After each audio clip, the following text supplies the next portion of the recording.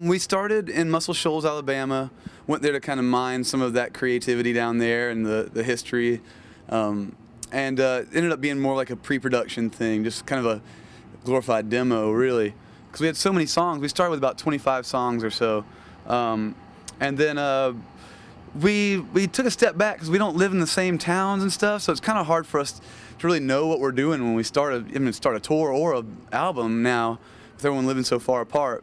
So we took a step back from it, and then went back to the familiar confines of Echo Mountain in Asheville, North Carolina, where we did Cease to Begin, and just took it slow, like a totally different approach from Cease to Begin, where we were kind of stretching it and trying to get it out fast, and working real quick and kind of stretching, 7 songs into 10.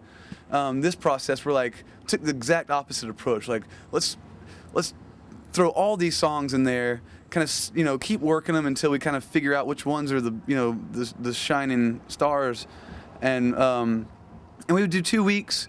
We're funning ourselves. We'd do 2 weeks, go out, make a little money, come back and hit it, and it stretched over quite a long period of time, which was, I don't know, a refreshing process compared to what we had done before. It's, obviously the business has changed quite a bit, so it's interesting that now artists can actually own their own art, the concept, right? So yeah, it's exciting. I started, the way I got into this business, I guess you want to call it that, was putting out records by the bands I like, and trying to make sure that people I like were getting some recognition and getting their music out there. So it's nice that I finally get to go back to where my original roots were and release bands that I feel like are underappreciated. Yeah. So it's exciting. I mean, it's gonna be challenging, obviously, because we'll be busy as crap with touring and trying to work our own record. So I'm sure there will be challenges down the road, but like I said, it's my original passion. So I don't really look at it as a burden. I see it as just really exciting, because I obsess so much on bands that I don't know. I only see it as a positive situation right now. Well, it's cool because by not having an album to work for a while now, we couldn't really get into those like 5-week stretches. Like too many of those, because it just doesn't really make as much sense when you don't have a fresh record out. So a really exciting part about getting to crank the machine up again is that we get to be with our crew again, which was just the band. We're all super tight anyways, but we're also really tight with our best friends work for us in the crew, so we really miss them. Now we get to really get the whole family together, which is super exciting, and we have some great support slots this summer with Widespread Panic, Pearl Jam, Snow Patrol.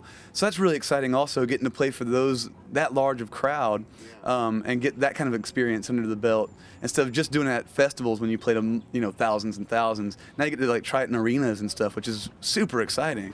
You want to do your best and try to hook as many people as you can out there, and that's a great medium when you have thousands of people in an arena. I mean, and there's obviously people that probably won't get it, but we're confident enough to do what we do and do it hopefully adequately.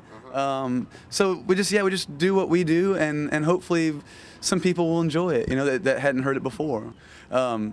So that was a lie, but no, it's been a long process of a lot of rotating cast in this band, and the fact that that we finally have a cohesive unit of people that just have to be in this band.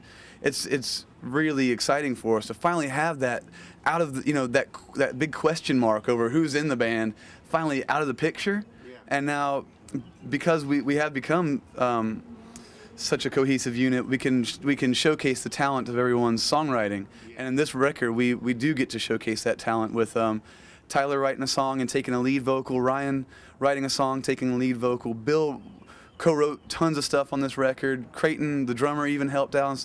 So it's, in a way, it's the first Band of Horses record. We're actually a band now. So it's I guess the only way I've likened it today, because I now have to answer that question all the time for saying it's the first Band of Horses record. It just feels like a big rebirth, and just like we're just excited to be showcasing this as the first record together. Totally. Yeah.